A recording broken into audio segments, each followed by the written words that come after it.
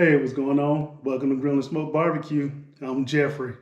Well, it's time to close out the contest for that Char-Griller 36-inch flat iron griddle. And I'm not going to talk a lot. I'm just going to get straight down to it and let y'all know who won. And if you didn't win, hey, just keep riding with me. I'm going to have some more giveaways coming up to show appreciation for everybody that's sticking with me and riding with me through this journey. But for now, let's go ahead and get to it. Okay, so as you can see, we're doing the Char-Griller giveaway. Hashtag Char-Griller, which was the comment that needed to be in there to win.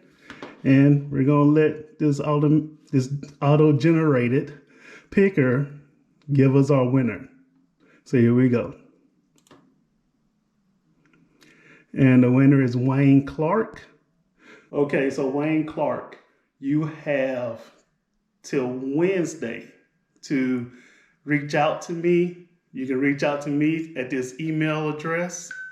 If I've not heard from you by then, I'm going to do this again and I'm going to pick another winner.